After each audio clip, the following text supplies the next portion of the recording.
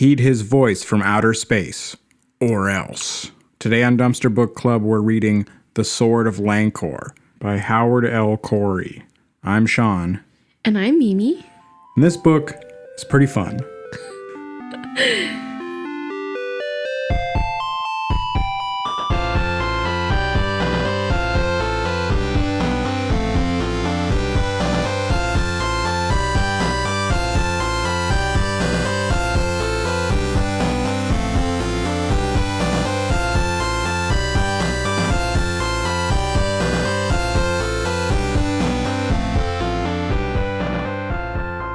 The cover of this book is not so bad. The background, the font, the colors, it's all very fantasy, sword and sorcery. Mm-hmm. But the foreground and most of the space is taken up by this weird, furry... He's a furry little guy. A furry little guy. He's like a squinting old man with whiskers and an even layer of fuzz all over his body. Yeah, it almost just looks like an old man with whiskers, and just the painting is kind of loose with the edges. And he's very gray and sad and old. He looks like he's falling asleep. But in the background, there's like a swordsman and... There's a few suns or moons. Yeah. The colors are not at all accurate to how they're described in the book, but we'll come back to that. Well, you never know with these old Ace books. Could have turned yellow on the shelf. After reading this book, I was actually pretty excited to look up Howard L Cory to see if they had any other books. And there's only one other book. Oh, it's too bad. Published the same year, also on Ace, in 1966, called The Mind Monsters. Is this book 1966? Jeez. So Howard L Cory is a pseudonym, and these two books under this name, I think, seem like they're mainly credited to Julie Ann Jardine. But she wrote this together with her husband, Jack Owen Jardine. Most of Jack's solo science fiction was written under a different name, Larry Maddock. So there are other books by the same people, just under different names? Yeah. Jack Owen Jardine wrote a ton of other stuff, but there's almost no information that I could find about Julie.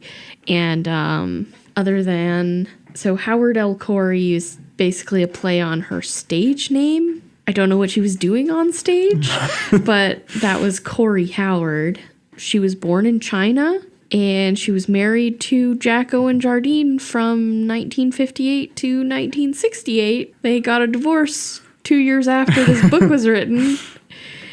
And we'll probably come back to this, but I think it might explain these, the poorly developed romantic relationships in this book. Huh.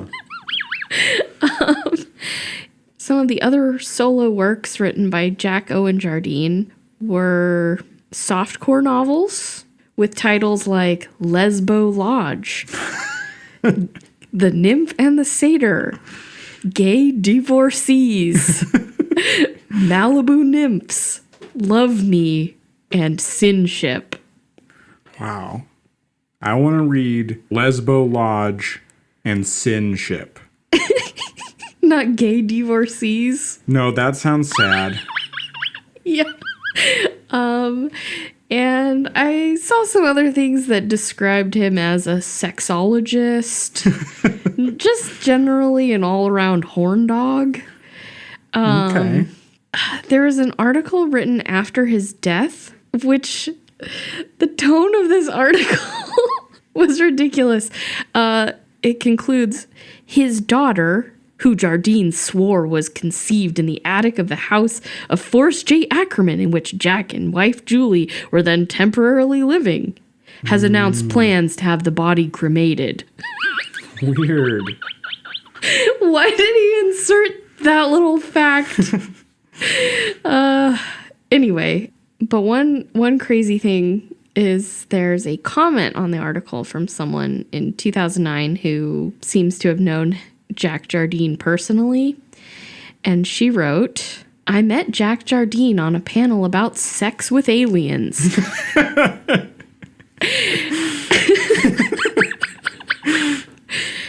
And he followed me home afterward. Literally, I lived in town. We remained lovers and close friends for decades. Wow. We threw parties together, including his daughter's wedding, painted his house, attended cons, and even wrote a series of porn articles together that earned me almost as much as an SF novel. Is she an alien? Once he finished rewriting it and selling to 8 different magazines over a couple of years. His system for tracking what he had sold to which editor was ingenious, and before he got his K-Pro, occupied 3 poster boards. He believed if you couldn't sell it at least 6 times, it wasn't worth writing. He had more pseudonyms than Henry Kuttner and was more fun to be around than any 5 friends you could name. I only spoke with him once after his stroke, but he managed to proposition me and suggest a threesome with an old mutual friend. He was Jack to the end. I will miss him greatly. Oh my gosh.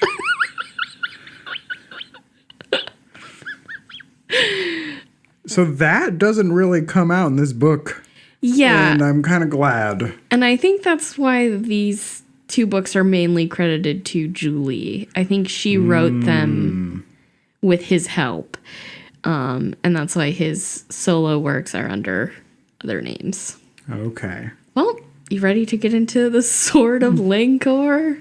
The book starts with a little prologue describing a golden sphere slowly coming down to the planet Lankor, and introduces a few characters and their reactions to this magical sphere that appears. Here we meet Gar, who is a little furry man, probably the one on the cover,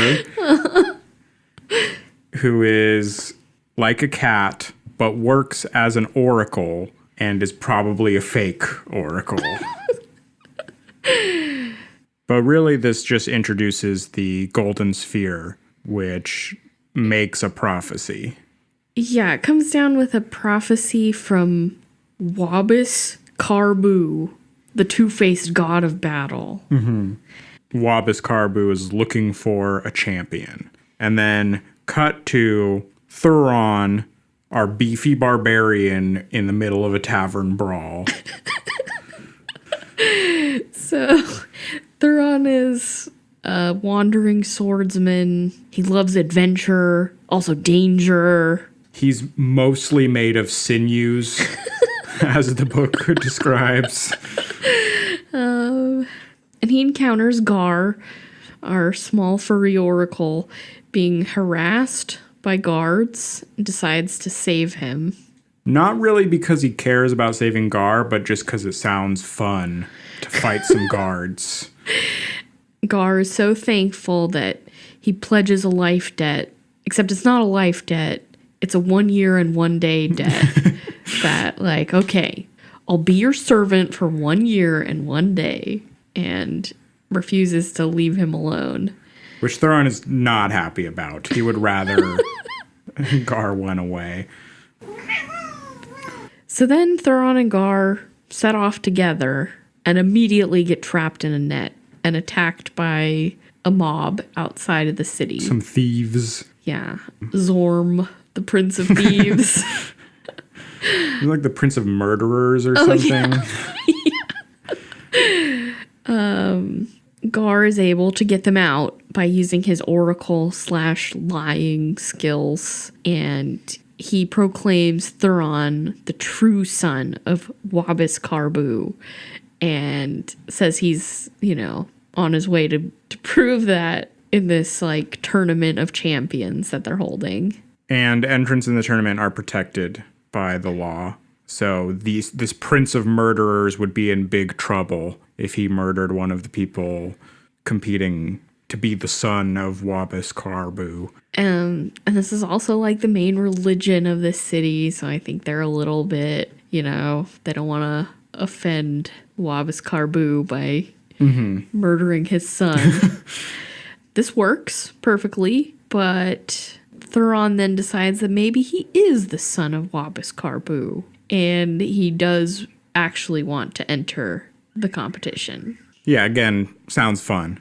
They eat breakfast together. Thuron really cares about food. He eats a lot. He cares about adventuring and food. So much so when Gar first offers him some food, his response is to yell, "That food better be the finest." To which Gar says, I guess, probably good. And after their first breakfast, Gar's like, oh my goodness, slow down. I felt like right away they kind of start developing a pretty cute friendship. Yes. At first, Thuron is always yelling or bellowing. Or hallooing. Or roaring. But slowly he starts calling him Friend Gar or whispering to him or just confiding caressing him tenderly. That does happen once or twice. Well, even at the beginning, they were always trying to build each other up. Thuron would talk about Gar he's the best oracle there is and all this stuff. So then we get to the competition. All the other fighters are fancy rich people. They have lots of attendants, well known in this town, but the main other guy is Reese Merlick.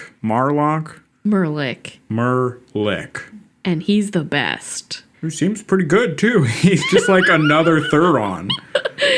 Well, yeah, he's the hometown champion. He has the same temperament as Thuron. It's like we just get two hunky heroes in this book for the price of one. Thuron is the clear outsider here. He's also a different race from everyone else. Thuron's skin is golden and Merlick is blue. There's also a few Kendashars in the battle, which is the race that Gar is. Little cat people. Yep. But they're really big ones. That are really beefy. There's gray people. Just all the skin colors are just really bright, vibrant colors. But it also could be because there's three sons. 2 sons. And one is green. There's a green sun and a red sun. So I just imagine all the colors are really off. Yes. It hurts my eyes to envision this world. Yeah, the way the colors are described were pretty intense. But anyway, they gathered all these people for this big competition. And round 1 is just a free-for-all, hand-to-hand combat. Anything goes. If you die, too bad. With a time limit. So as long as you survive the time limit, you go on to the next round. Merlick almost kills Thuron, but the round ends and he's a gentleman, so he lets him go. Even though he probably could have continued strangling him past the bell. But then we get to round 2, which is 1v1 sword duels. This is Thuron's area of expertise. He's strong and all, but he's an expert swordsman. He talks about how he studied swordsmanship in every country, on every continent, and he bested the best he could find everywhere he could, and he knows all the different tricks different people have. So he handily wins this round. Right, and he sees where the guy's from, recognizes his style, and then knows the exact style to rock, paper, scissors it. Then on to round 3, where they have to battle a giant crab monster. They're called Reeps, which I thought was going to be like a sheep or like a big cattle, but it is a 3-headed lizard with crab pincers. And they're huge.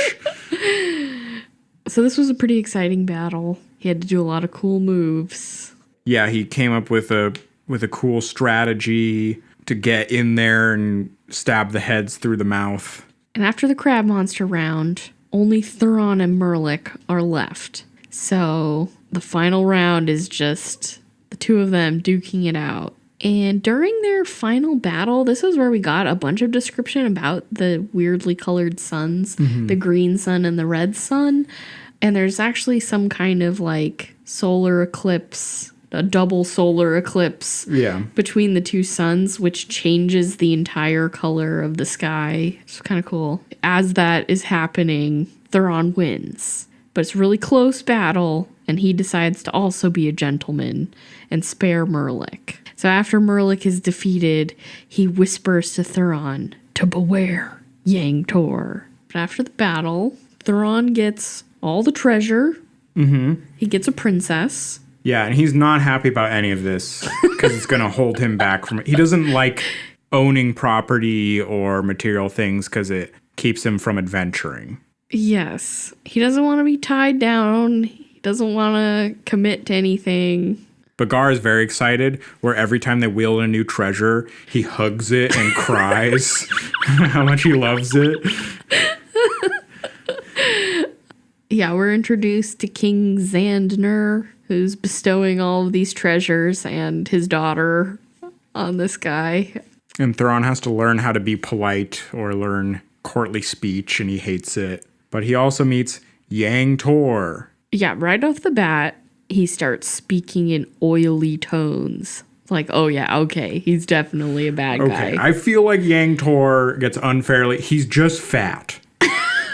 Like, Thuron just immediately assumes he's a bad guy. Gar immediately assumes he's a bad guy. And throughout the book, bad things happen, and Thuron's like, oh yeah, that was probably Yang Tor. And I mean... And in the end, it does turn out to be Yang Tor, but there's no evidence. All it is that he's fat, and Thuron doesn't like it, so he must be evil. Yeah. I think he is fat, but more than that is that he's very pampered, and he's used his position as the high priest of Wabis Karbu to, like, personally enrich himself. Right, and he's not, like, following Wabis Karbu because he's not a warrior. He doesn't fight. He just indulges. Yeah, he got himself into this position of power, and everything he does is to benefit himself. But still, he doesn't necessarily do anything. There's no proof that he does anything evil until the very end, but Thuron and everyone else already just knows. Which, if everyone just assumes Yang Tor is evil, including King Xanander, including his own priests, how did he get there in the first place? If you could just look at him like, oh, that guy's evil. And he opens his mouth and like, oh, those oily tones. Yeah, that's not explained. Anyway, Yang Tor and the king throw our first huge feast. We've got like fancy breads and sweetmeats, and it goes on about all the foods that Thuron eats. And then there's a parade, and something I thought was pretty funny is like Yang Tor and Xander keep trying to outdo each other. Like, oh, I'll get flowers for all the peasants. And like, okay, well, I'll get these bells for all of them. Or like they just, every time they hear that the other did something to show off, they have to like raise the bar a little bit, and they both end up borrowing heavily and just going into debt. So part of the prophecy is that Thuron will get, being the son of Wabis Karbu, which is proved because he won the fight, he will be given a sacred quest. But first, the Golden Sphere tells him that he has to go climb a big mountain where he will be given his sacred quest. And he has to do it alone. So there's a ton of preparations and a big parade, and they all walk him to the base of the mountain. And then he's on his own after that.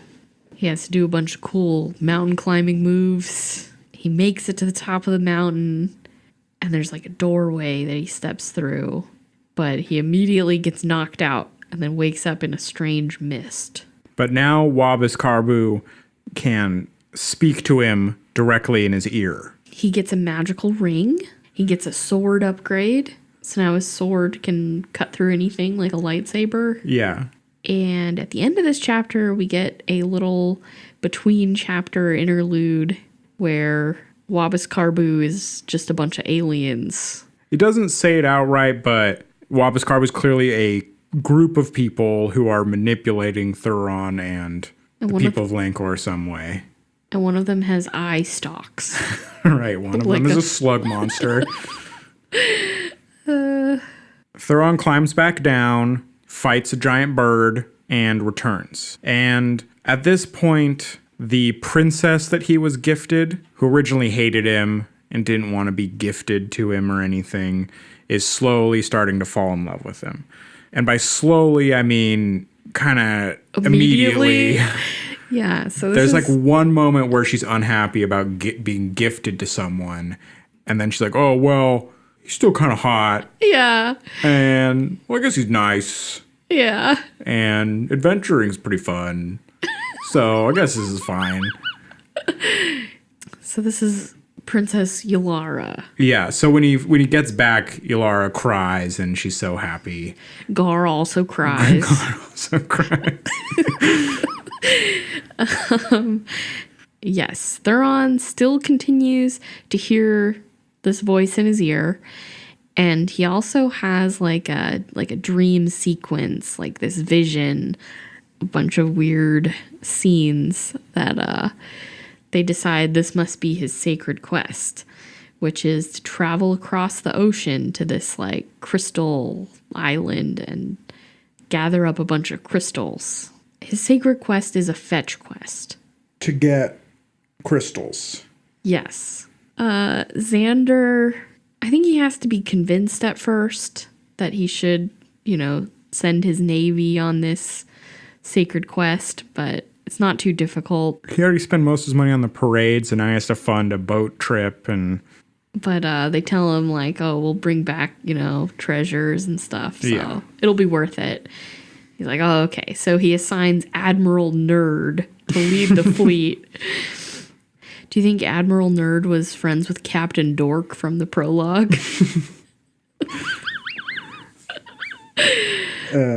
Right before they're about to leave, Reese Merlick has recovered. He runs to catch up on the boat. And then Thuron and Reese are immediately best friends because they're just the same guy. And they travel out to the Forbidden Sea. Yeah, on this sea voyage, we get all these stories and we hear about all this stuff. A bunch of just fantasy things and fantasy set pieces.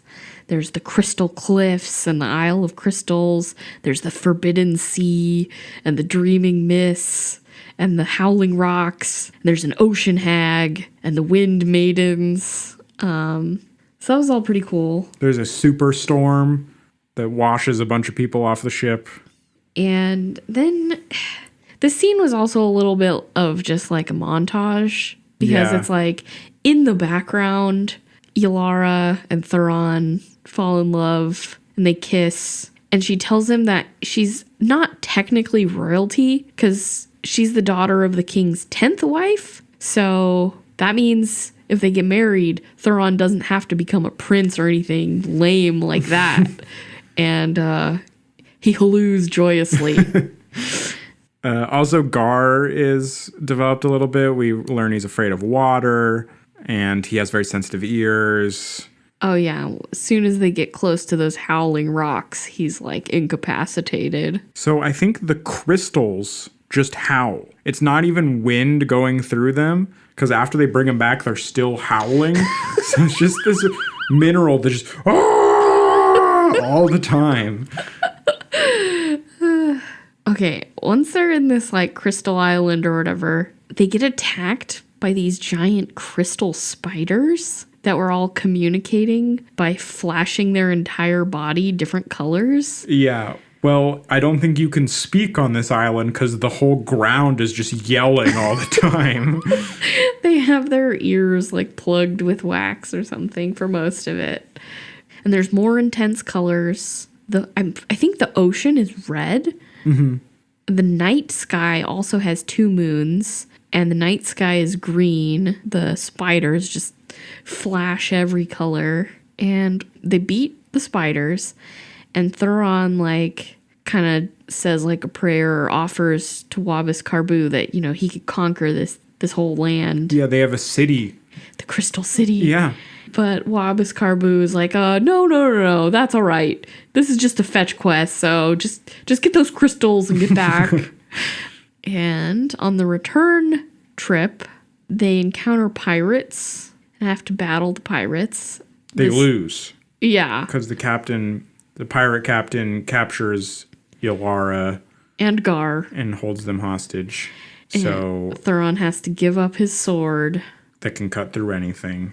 The pirates pretty much kill all the secondary characters. Even Admiral Nerd. Yeah. Just Reese, Thuron, and Gar are left. They kidnapped Yalara. And they pretty much just leave our heroes to die on a ship with no sails. And we find out they're drifting towards Kensar, which is where Gar is from. Yeah. And I guess it's pretty much implied that Yang Tor betrayed them. Well, Thuron Yang Tor must have hired these pirates. Well, it turns out he was right. Yeah, I guess so. But he does jump to that conclusion. So Wabis Karbu only speaks at certain times of the day. When he checks in with Thuron later, he had no idea that they just got wiped out by these pirates. Wabis Karbu is becoming more and more buffoonish, more and more like whatever the King of Oz is. The Wizard of Oz. The Wizard of Oz. Thuron's like, come on, Dad. You didn't know that we just got totally humiliated by these guys? And he's like, oh, okay, hold on a second. Let me get back to you. And then he's like, oh, okay, it's fine. You're drifting towards this land, and it's all part of my plan. You're going to be fine. So yeah, then they land, and they kind of adventure through the jungle. They fall into a river. Gar almost drowns. But good thing Merlik knows fantasy CPR. Mm-hmm. At this point, Thuron was so scared and so happy now that he cries a little bit. So many people were just killed by those pirates they didn't give a shit about. Then they are immediately captured by battle maidens. Gar immediately flies into battle, doing these little Catman punches. Just doing all his sweet moves. And Thuron and Merlik just refuse to fight ladies, so Gar is on his own, and so they're defeated again. They get taken to the queen of the battle maidens. She says she's also on a mission from Wabis Karbu to take over the temple, and she's going to be the new high priestess of Wabis Karbu. He's like, oh, hey, I'm Wabis Karbu's son. Well, at first, Thuron is like, I'm gonna call you out because I personally know Wabis Karbu didn't give you that quest. And then Wabis speaks his eyes like, it's fine. Just team up with her. It's cool. Yeah. Yeah, I guess he has that because he does say all that stuff that she's an imposter. And then he hears all this stuff in his ear and he's like, oh, okay, you're cool.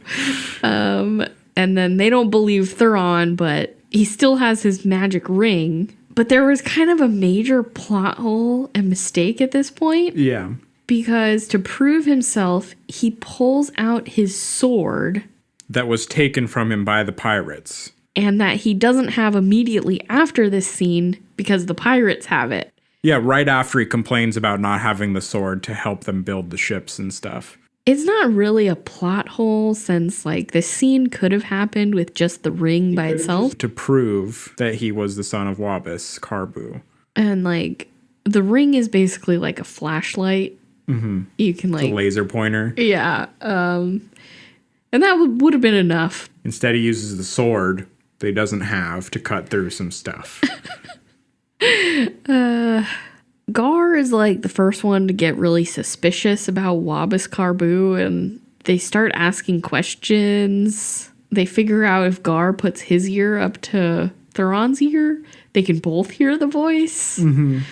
They ask too many questions and try to trick him a little bit, but they still go along with all his plans. It's basically to return with the battle maidens and the queen. And once they get back, they pretty much siege the temple.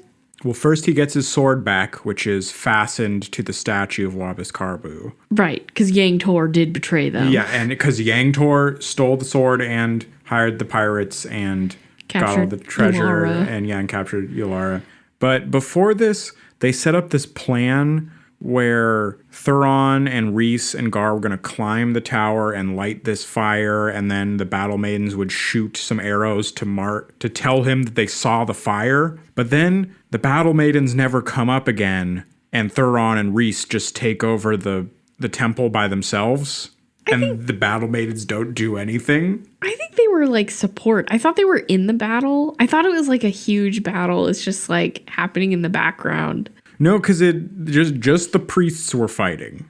And then later, the battle maidens were like walking in the streets. They never went in the temple. And if there was other things they were doing, it wasn't in the book or even alluded to. Well, I mean, I thought the battle kind of continues and Thuron goes looking for Yulara. So it doesn't even really focus on that stuff. He goes into the dungeons and is down there like looking for her. And he finds Zorm also. Yeah. Prince of Murderers. Who's now his friend. They're now friends. I mean, I guess he saved him, so it's friendly enough.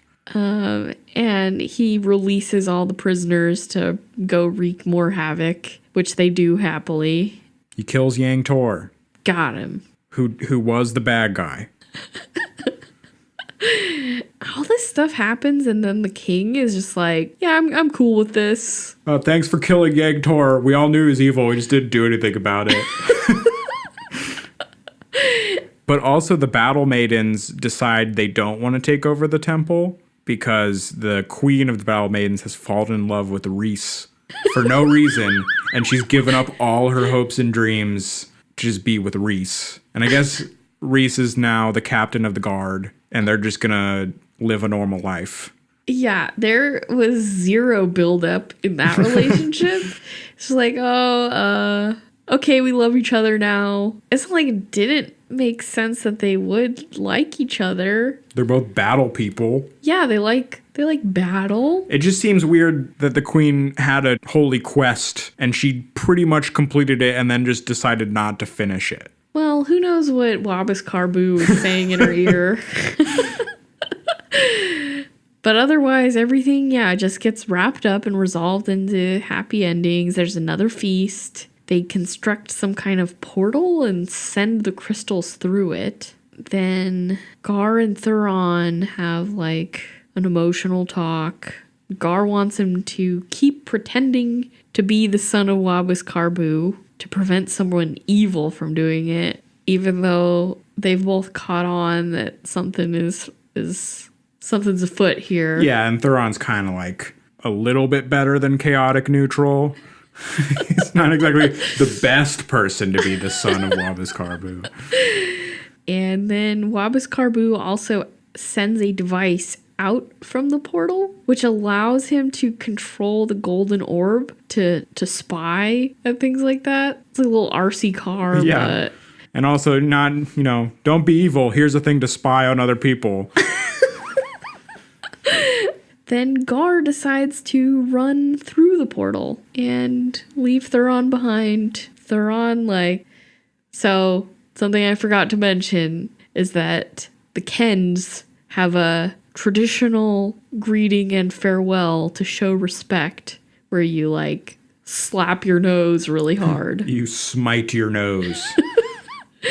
And so this final scene, Thuron solemnly does a traditional Ken farewell.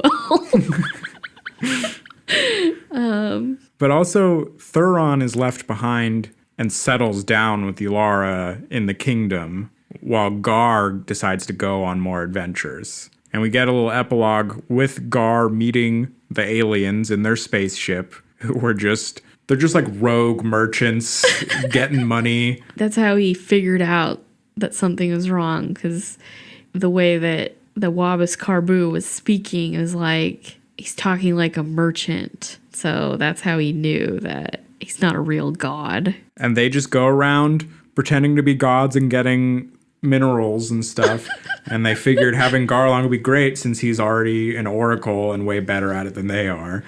To help them not give themselves away. Well, the end.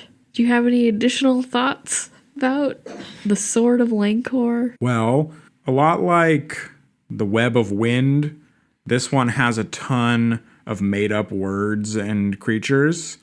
So I thought I'd give you another quiz if you want.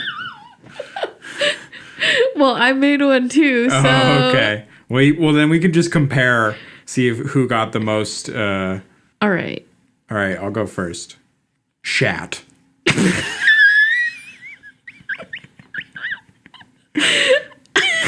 Okay, is that XAT? Yeah. Oh, okay. So that is some kind of jungle animal that maybe cat or bear like. That's all I've got. Okay, so we can get points if we manage to stump the other one. Okay. You go next. Okay. What's a norkel? A norgle? A norkel. A norgle? Yeah. Wow, I don't have that one at all. Is it a bug? No. It's a unit of measurement. The ship is 5 norkels long. Oh, my God. Okay, I think you'll win this one if you got Norgle on there. Paort una shavir. So that was like a curse that he yells. Yeah, as an insult. But they never translate They didn't say what it means. Okay. What about Quran? That's another insult for foreigners. A racial slur. Okay, Ceanos. Ceeanos. That's a pack animal. Smaller than a Seprovine. Yeah. It's like a little pony. What about Rarn Who? It's a place. Yes. The gray-skinned people. Patar. Ptahr. Okay, that's another jungle animal with long teeth, Okay. like saber cat. Okay. I don't think the rest of mine are pretty easy. I don't think we're gonna get each other. I think you win with the Norkel. I've got one more. Okay, you got a hard one? I don't know. Okay. Thona? Spell it. Thona. I don't have that one either. That's the name of the holy mountain. Oh, yeah, okay. That one doesn't count. I'm not giving you a point for that one. So I'll just go through. We can just go through some other made up words. Sure, yeah. There's the orc, That's which is a giant bird that may 3 heads. Yeah, may also be 3-headed. A really common one was slord, which So this was like a racial slur for Tavetians, yes, but it also was like another type of pack or herd animal. a stealthy, swift pack animal. But also maybe they're like fat or gross or something. Yeah. But Gar was always calling people slords. His sword, Noandor, which means blade of truth. Do you think Terry Goodkind is a fan? There's also another very common one was simne, which was a fine material for making clothes out of. Like a rare, expensive silk or something. Mm-hmm. There's the Nagorths. Yeah, little swarming bugs or birds maybe. And the Seprovines, which were beasts of burden. But they also said they were very intelligent. So they took the most intelligent animal and tie them up to an oar, and that's how they drive the boat with these big cows. Oh my gosh. Unlike Web of Wind, most of these are repeated over and over. And they sometimes get defined, and they're usually italicized. Yeah. You find out little bits of more information to kind of build on them. I think this one, I liked this way better than Web of Wind. Yeah. Also because a lot of the made-up words were just made-up animals that they usually described anyway. Yeah, so it worked out. This one also, like Web of Wind, would have helped with a map. One, because I just love fantasy maps, but also just having a bunch of names and saying things are next to each other is hard to keep track of, especially when they reference places a lot. Web of Wind was a lot worse because there were like places connected to other places and politics that mattered, kind of. Yeah, this would have been a really cool fantasy map, though. With the Forbidden Sea and the Isle of Crystals. And the Dreaming Mists and all that stuff. I think we already talked about the colors a lot, but I thought it was pretty cool to just imagine this as, like, visually, what would this world look like? And imagine it as a movie with, like, I don't know. Well, I just imagine it when, like, an amateur movie where it's too saturated or they make colors weird and stuff. It seems more sickening than cool to me. You need a director like Dario Argento or something. And overall, like, I really liked the friendship between Thuron and Gar. I thought all the characters, though some were pretty undeveloped, the ones they spent time on were very likable and enjoyable to read about and be around. I would have wished for a more developed villain. I mean, with motivation or, less one-dimensional than Yang Tor. Yeah, I think because Thuron is like so just good and Rhys is just good and they have like these nice friendships, it would have been nice to have a more complex evil or just a more evil, just not some guy that I don't know. I thought Thuron and Rhys and Gar deserved a better antagonist or problem to solve or something rather than just a fetch quest for some aliens and... Right, yeah. I definitely think the romantic relationships also could have been more developed or just cut and just have it be more about the friendship rather than shoehorning that stuff in. Yeah, Ylara probably would have been better friends with Thuron than, I don't know. I guess I can't really blame the authors since they got divorced 2 years after this book came out, so... I did think with the introduction of the Battle Maidens, we would get a better female character because the other, like, cool combat characters were so well developed. I thought we'd have a well-developed female character, but unfortunately, no. Yeah, it was all kind of background stuff. Might just be because this book was so short. I think it could have been a lot longer. I think I'm glad it wasn't. Yeah. It was good being short. Things that suffered were extraneous characters. And since we have a barbarian hero, of course I have to compare it to Conan. Overall, this is like much more lighthearted and fun. The Conan stories at times got kind of dark and edgy. Well, I think Conan itself is actually a lot more complex than people think it is, or at least thoughtful than people give it credit, where this was the most simple and stereotypical sword and sorcery you could really get.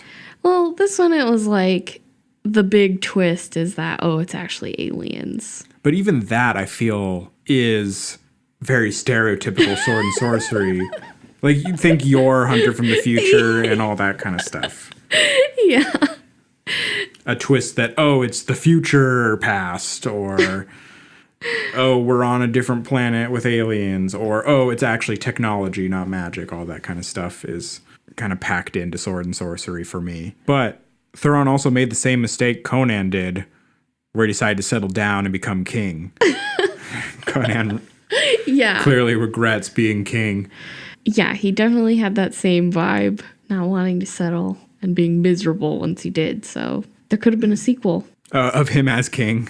Yeah. I actually would love a sequel of Gar going on space adventures with this crew. Yeah, that Gar story would have been like little serial adventures. Going around manipulating different fantasy planets, and he's got his slug companion, and or maybe he could go to maybe he could be manipulating other sci-fi people, go to a space market to sell those red crystals. Yeah. Both of those stories would have been fun. Mm-hmm. but sadly, Julian Jardine's career was cut short after these two books. Well, who do you think this book is for? I think most fans of Sword and Sorcery will enjoy this. It's on the lighter side, but Sword and Sorcery is on the lighter side. Yeah, I have to agree. I think if you're into Sword and Sorcery, this book is great. Yeah, it's right in there. It's got everything. It's got barbarians, magic rings, oracles, sacred quests, Aliens. crystals, pirates, crab monsters. Yeah. And I also liked the writing. I think there were some pretty good images where it's like his sword sang of death and like stuff like that. Except it sang of death a little too much. Like it was singing of death too often. But I agree the writing it was simple and didn't get in the way of the story or the characters. Yeah. It's the exact right length too. Any longer and it might have become tedious, or they would have had to introduce more complicated story or more complicated character interactions. They could have padded it out with 100 pages of eating grapes in a vineyard. Yeah, they could. But even Web of Wind was shorter than this book, and it was still padded with endless grapes. Well, I think that's it for The Sword of Lankor. If you'd like to join us next month, we're reading Ray Bradbury Presents Dinosaur World by Stephen Lay. You can contact us at dumpsterbookclub@gmail.com or join our group on Goodreads.